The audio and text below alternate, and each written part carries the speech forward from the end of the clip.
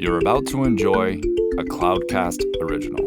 Local stories, local storytellers, local brands. Have you ever felt that you as a woman may not appear to measure up when you see incredible women in strong roles? You may be surprised when hearing from women in these positions and how we all share many of the same challenges. Thank you for joining us for the SheEO Lead-In podcast with Rebecca Jones as we share the journeys of women. Hello, I'm Rebecca Jones, your host of SheEO. We're on an exploration together to discover more about the personal journeys of incredible women in both career and life. We all have paths to share that sometimes take incredible turns, deep resilience, and courage to navigate. My hopes are that the challenges shared here encourage women to take leaps of faith and growth when a journey feels too difficult or unachievable. There is great strength deep within each one of us. These stories are meant to share the ways strong women have taken their dreams to strive and thrive to new heights, despite their sometimes rocky paths, and found a way to lead in. So this morning we are here with Sydney Chasin with Chasin Dreams Farm. Hello, Sydney. How are you today? I am good. Thanks for having me. Well, I'm really excited to hear about all of what you do. Why don't you tell us a little bit about your business? Sure. So, Chasin Dreams Farm, we are a snack brand platform creatively crafting humble ingredients. We believe that delicious and indulgent snacks are packed full of questionable ingredients, unpronounceable ingredients, and genetically modified corn. And on the other side of things, better for you snacks are just perceived as boring, bland, and lacking taste appeal. So we're creating a really high energy, vibrant brand with entirely clean ingredients. And we make a popped sorghum snack that looks like super tiny popcorn, but entirely corn-free, made with an amazing US-grown ancient grain sorghum, which is never genetically modified, naturally gluten-free, and super sustainable. Well, that's exciting because first of all, I've never even heard of that grain. Secondly, I am a healthy eater and it's a lot of work. Honestly, when I go to the grocery store, I do not buy anything with a high fructose corn syrup because it's not actually sugar. It's not a real sweetener. It's something that is often genetically modified and just our bodies cannot process it. So that's one of my things. So literally, I spend so much time in the grocery store, and it's hard to know what's good for you and what's not. So I'm excited that people like you are out there kind of demystifying the big mystery of what is good and what is not. Yeah, and I love that you say that you say high fructose corn syrup because our product is very similar to a kettle corn or a caramel corn. And to make caramel corn, it's actually very hard to make without corn syrup in it. But we have only used tapioca syrup, non-GMO tapioca syrup, to replace that crunch and caramel flavor, which was no small feat. Well, I literally have to have some. So I'm gonna have to find out where I need to buy that because I definitely have to have some. I love caramel and all those crunchy things. So definitely sign me up. So why don't you share with us a fun short story maybe of your childhood that people might not know about you? Sure. So I grew up in a tiny town of 150 people in Maryland, one of the smallest towns in Maryland, and grew up on the Chasin family farm, which was Chasin Dreams Farm, which is what I've named the company after, which was just a really, really unique, magical place that inspired innovation and creativity from just the simplest things. It was not your average upbringing. My mother was an artist. My father was a race car driving software engineer that bred ponies. So it was just a really quirky place that the community came to be themselves, to be expressive. And on top of that, I've been gluten-free since I was 7 years old. So have been snacking and crafting all sorts of alternative quirky ingredients for as long as I can remember. Wow, that is super cool. So I have a question for you because I've heard this often from people that are gluten-free. They say that they can't eat gluten in the United States. However, when they go to Europe, they can because they don't have the A, modification that happens here in the United States, and B, it also has to do with the pesticides that we use here in the United States. Do you know about this, or am I just Am I just dreaming this? But I feel like I've read that several times. Yeah, I know about it. A lot of people don't have an issue when they go to Europe. I lived in Europe for 4 years, but I have celiac disease. I have never tested it, tried it once. I cannot process gluten. But yeah, I hear people with intolerances sometimes do that, but I am by no means a medical professional to tell anyone whether or not they go to Italy and they can eat pasta. Well, I'm excited, though, that you can find other ways here in the United States, again, to demystify things for us here. Yeah, it's amazing. Like, what you can get gluten-free now. Like, when I was 7, bread bounced. It was disgusting, which is why like my mother and I were creating our own bread and making our own things with different flour blends. You can get anything now you couldn't back then. That's true. And even now, there are some gluten-free breads that you taste and you're thinking, oh my gosh, this was not worth the $5 that it costs for this loaf. It's terrible. So I'm glad that, there still is. I really think a lot of innovation in this industry, and I think it's really moving forward, and it's become to a place where people like you, I mean, obviously you have celiac disease, you don't want to ever try that. I think that it's important that we can continue to do it. And I'm glad there are people like you that are doing it. Yeah, and I think the other thing too is I think corn-free is going to start becoming bigger and bigger because, like you said, it's so modified in the US that people are looking for corn-free alternatives. And our biggest super fans are people who avoid corn. That's a good idea. And even organic corn. I mean, I don't eat corn very often, but I'll eat only organic corn because I know it is something that's very often modified. I think that, having those options are good, but I agree with you. I think altogether it's just far too modified. And even it blows into different farms that are organic mixed with the non-organic. So it's a little bit tricky there. So how long have you been doing this? When did you start your company exactly? Yeah, so we incorporated in November 2018. It's like many entrepreneurs will tell you, not a straightforward journey. So we initially launched under the brand The Lil Pops, producing out of a commercial kitchen. It was me and one other person making it with my left hand and my right hand. But we properly launched February 2021 with Chasin Dreams Farm, at full scale, et cetera. Right in the smack dab middle of a pandemic. How does that look? It looks totally bumpy and crazy. We, pre-pandemic, were entirely focused on scaling the company in food service. So corporate offices, places like that. And while the food industry suddenly was booming because everybody was pantry hoarding, et cetera, the accounts that we went after still to this day have not properly opened up to the capacity that they were at before. So on a sales front, we had to entirely reroute and redo everything. And also we were in the process of going from a commercial kitchen to a contract manufacturer, which many people wouldn't let us onto the plant floor. It's very hard to try and taste a product live remotely. It just doesn't work. So there were challenges there. We, worked through it. We did a lot of things of, shipping samples, et cetera. But what, in hindsight was actually really good is we had to learn how to run the business remotely. And we didn't need to be in a manufacturing plant that was an hour away, because if it's an hour away or 20 hours away, we still couldn't go into the plant. So we started operating a really, really, really tight ship and are better because of that. Well, that's kind of like trial under fire, isn't it? Mm-hmm. Yep. So I have a question for you. What one word describes you the best? I know a couple that come to mind right now, but what do you think?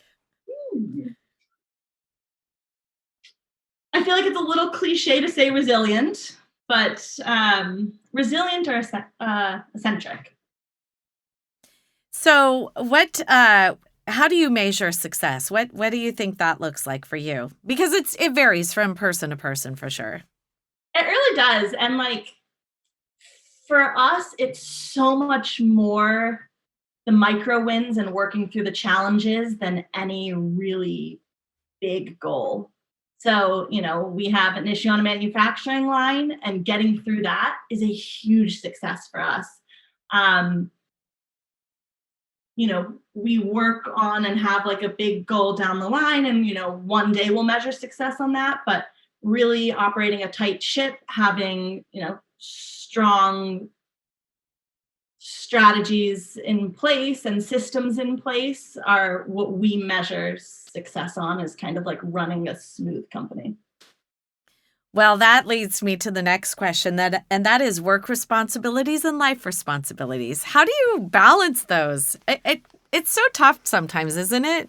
It is, and I think I've almost cracked it a few years in, because I didn't, and I was very close to burnout or at burnout a few years ago. And really now it's turning off and shutting off and scheduling my time and my activities just as I would a meeting, because when we do our risk analysis, the biggest risk to the company is the three of us, there's only three of us in the company, burning out or shutting down. And I mean, literally, even if it's in the midst of a fire and I have tennis scheduled at 3:00 in the afternoon, I wouldn't cancel a meeting with someone else based on something, so I'm not going to cancel that. And it's taken really extreme discipline, and also knowing, being in a dark place, or a place where it was hard to motivate, to realize how important that is for your own sanity and the health of the business. Well, that's some good advice, because that is really tough to do. It's and always, but I think one thing that our listeners should remember is there's always going to be something that seems like it is super important that comes up. And if you don't find that balance, and you don't have, I call it kind of a boundary. Yeah. There's got to be a boundary between your home life and then also, your home life for your sanity, for your work life, because if you're not going to have that shut off time, you're not going to be as effective. I found that I can't be as effective if I'm not getting my rest, eating right, and getting my exercise. I feel like everything feels like, crazy. And there's just not that boundary. And so that's really good advice. And I'm glad that you've learned that so early on in this business. I've learned that with my team as well. And we've put pretty strict communication guidelines in our own systems, because we work in different time zones, and I don't want anyone to think that they have to drop everything, when I say something. So, we Slack, strictly internal communication. We have a few hours that we all have to overlap. Gmail, strictly external communication. And the only time we will text each other if it is truly something urgent. So there's no boy who cried wolf, sense of urgency that's unnecessary. And it's amazing how it's worked, because, those who work with me, and, them working with me working with them, like, I know if I truly, truly need to cancel that tennis match or cancel what I'm doing for something to pop up. And I think in this last year, there's maybe been 2 times that has truly, truly been urgent, that's needed to prioritize work over any of our own sanity and balance. Well, that's good. So do you ever experience resistance when you are leading men in your industry? Interesting. So I think resistance sometimes with external partners or new partners that we're working with, but the men that I've hired, no. Like, I have done a lot of work on my own leadership style, working authentically to me, and the people that I've attracted internally have a lot of respect for my leadership.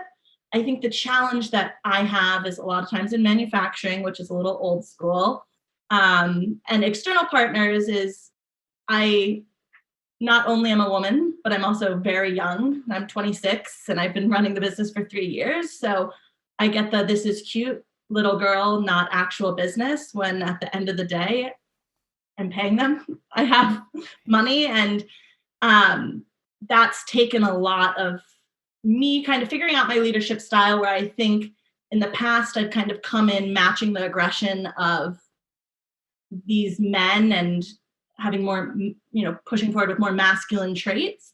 And I've actually really come to find that leading truly authentic to who I am, my personality, I find the right matches, and the wrong men in leadership and women too, they're just not a match. And I'm far more careful about working with people with aligned values.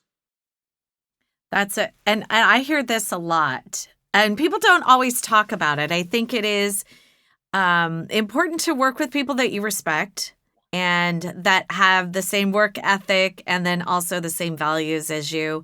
And I sure see a lot of people creating that around themselves more than ever. I think there has been a shift, which is a good thing because, back to always having a job that you like to go to that is enjoyable. There's nothing worse than working with people that are feeling like they're fighting against you or they don't want the same things as you. So it's good to do that and to cultivate that and figure out how to create that sort of an atmosphere at work is probably a challenge, don't you think? It is, and I think it's taken a lot of learning of understanding that there is abundance out there. There's 1,000,001 people to work with, 1,000,001 manufacturers to work with, and I think being a young entrepreneur, I feel like, sometimes I'm like, oh, well, I have to go with them, and that's just the way it's done. And that's like making decisions out of scarcity, and now being like, if this doesn't match, that's okay. There are plenty of manufacturing fish in the sea, and we can move on. Where I made, in hindsight, bad decisions that I've made have been like, this is the only thing I can do, which is not the case. Right. It's good to be selective. Yeah. And I really do feel like now more than ever, people are doing that more intentionally. Yes. So do you have role models or mentors that you can point back to and say, they really helped me. They really brought me to where I am and made me who I am today? Yes. So there's two that come to mind, and there have been so many people that have helped me along the way. And I've found now so important to give back and help the next generation of entrepreneurs. Empowered women empower women. It's just incredible, the female founder community that I've built. The two that come first to mind. One, Lucinda Bruce-Gardine is the founder of Genius Foods in the UK. It's one of Europe's largest gluten-free companies.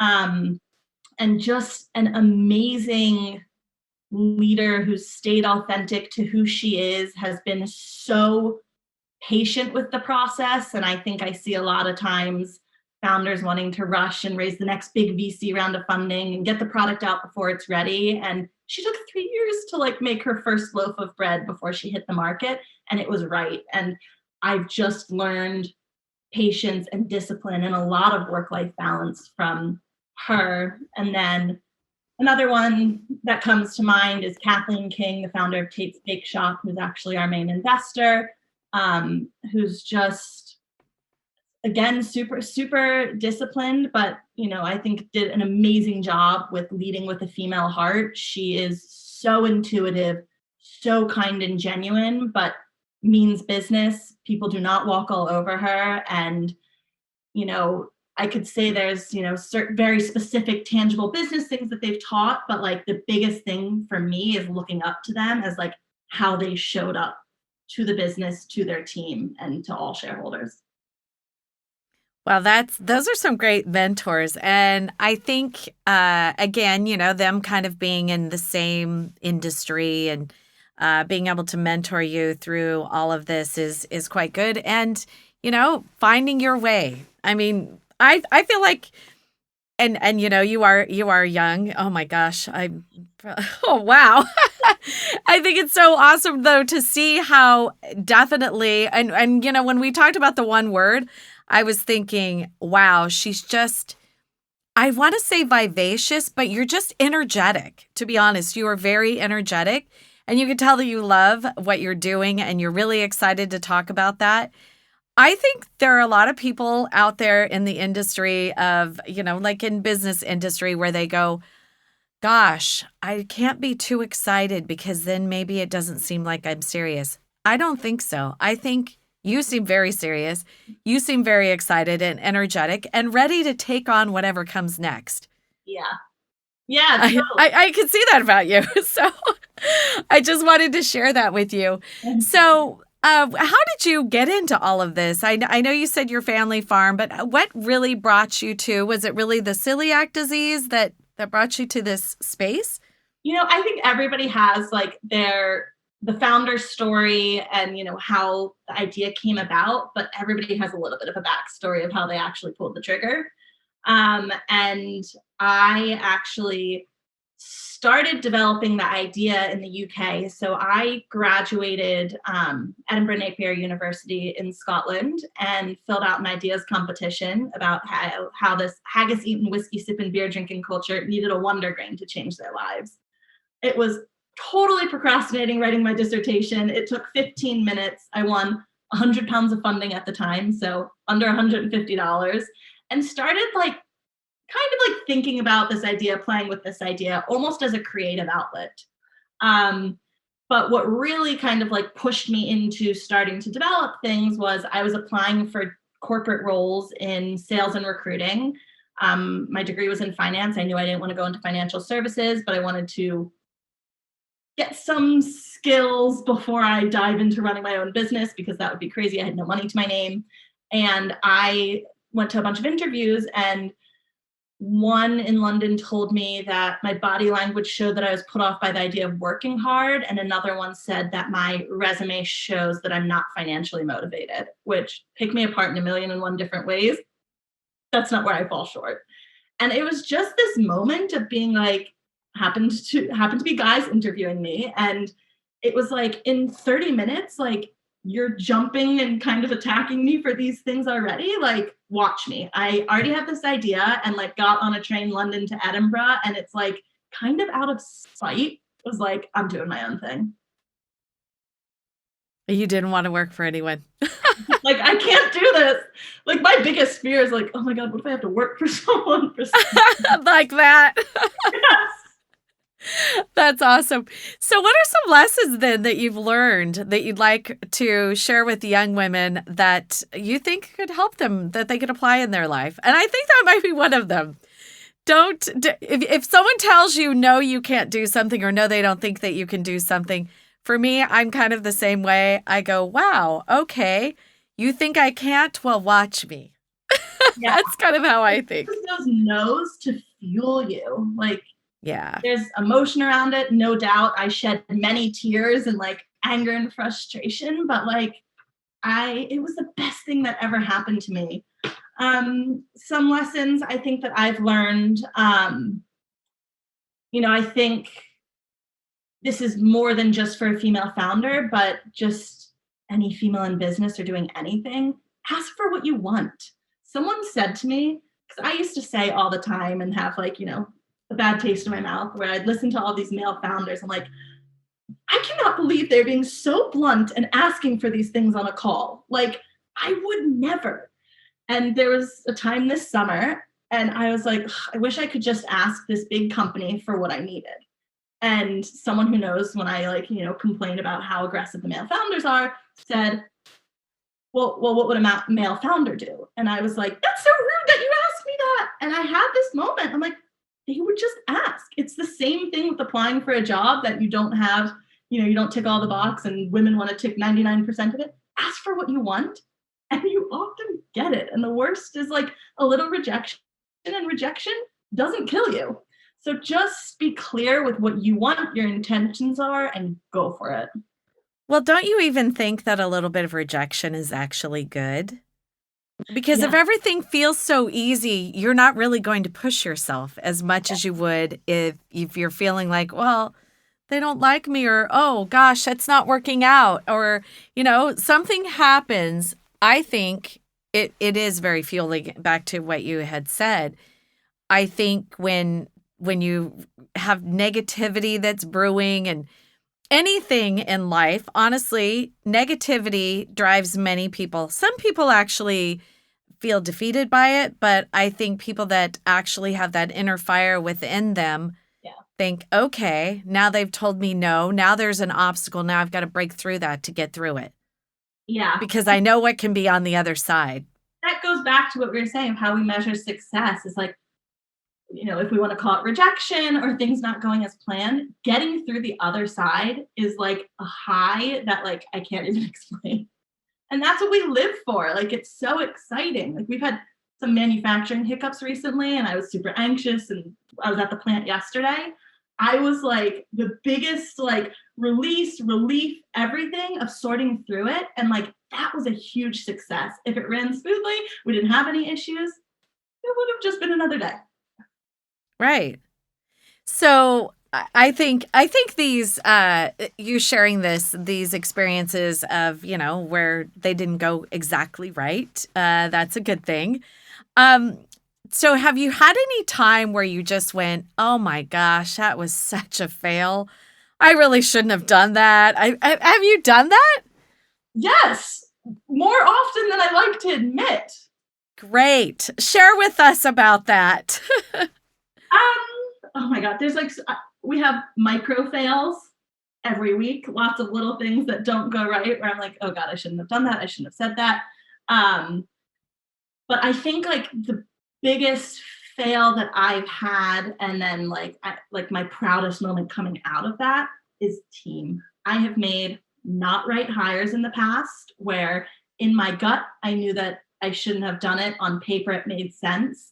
There's a lesson for you. Follow your gut. Your intuition is so real. But, not hired people that I trust or a right fit or aligned values, which obviously get into a sticky situation, but also like not like I will admittedly say like I was not a great leader. Like I had a lot to learn in how to lead a team, how to empower my team, and how to stay true to the values that I have on paper. And, in hiring the team that we have now, I could not be more proud of who they are, how we've worked together. And that's taken a lot of time on my part of, it feels like it's time consuming, but I'm on a call with each of them for like 30 minutes to an hour every day. That's a lot of my week, but empowering them, taking the time, the patience with them, the trust in them. And, I don't know that I would be as hyper aware and the leader I am today if I hadn't had the negative experiences. Definitely. I do want to go back to the grain story. How did you find out about this grain and that it would pop like popcorn? Because, again, I don't even recall what it's called. You're going to have to familiarize me with this, but I'm kind of fascinated about this. Sorghum, Sorghum, not a particularly attractive name, but being gluten-free since 7 years old, have just known about alternative ingredients for forever. You didn't get a good gluten-free flour blend back then. You bought sorghum flour and you bought rice flour and Brenner's flour and tapioca syrup. And you went to the specialty store and like, I've just known about alternative ingredients forever. But growing up in a farm town, we grew, not my family, but neighboring farms, the 750 acres that my farm backed up to was all corn and soy.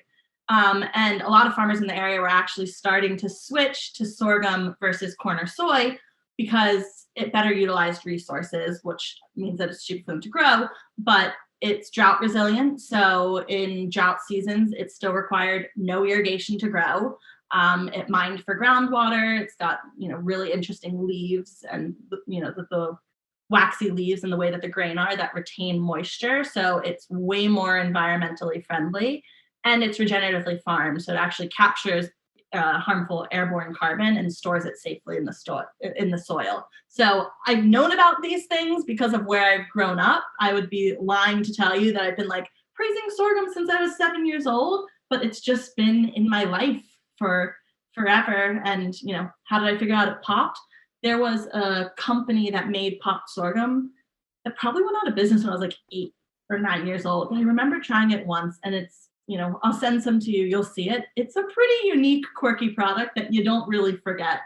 And when I was, when I was applying for this ideas competition, submitted this concept and it just like came to mind. And I was like, this is a weird, fun snack that I loved for like maybe a year of my life. And that's how it all came to be.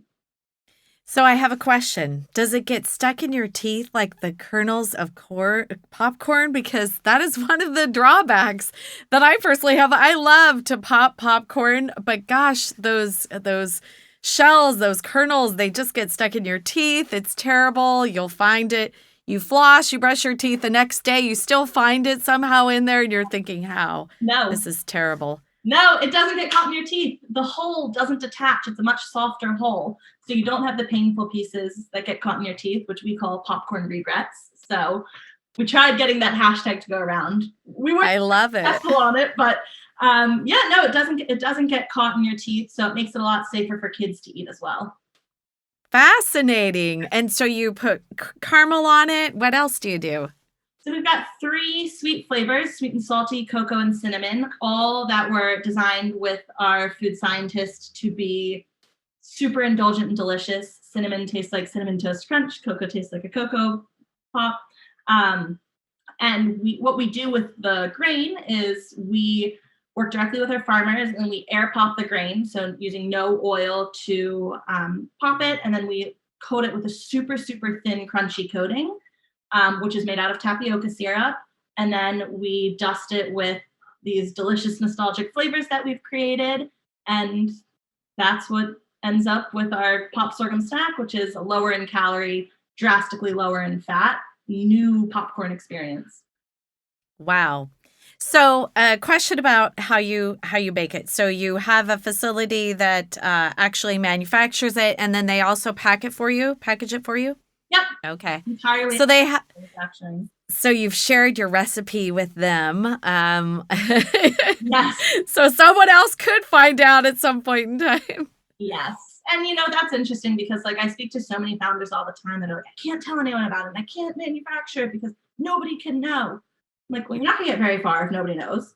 And also we're creating a brand. Our value and what we're good at as a team is creating a brand that connects with people, that's super exciting. And we, that's our brand equity, our IP is that brand side of things. And, even if we had something super controlled and nobody knew our recipe, someone could still figure it out. It's a food. Right. So what is your advice to the next generation of young women? You walk into a room, what would you say to them? I think there's 2. So there's one that someone told me back when I was a performer. I was a dancer, and they said, turn butterflies into brilliance. And it's you're going to have that feeling and energy in you, and you can choose to channel that into nervous energy, or you can turn it into something really incredible. And it's just a little mindset change and changing the narrative that when I get those butterflies in my stomach, I know if I went out and performed, if I go and pitch, that's the best. So take that negative into a positive. And I think another thing that I'm pretty passionate about is just staying authentic to who you are. And I think there's a lot of pressure as women, and especially in the boardroom, if there's a lot of men there, that you have to match where they're at. And the reason that we need more women in the workplace is not because we need cookie cutters of what's already there.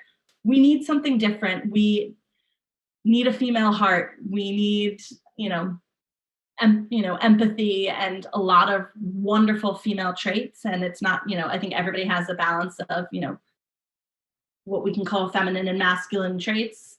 And show up 100% who you are, because it's a lot easier to do business when you're who you are, and it makes a better workplace for everyone.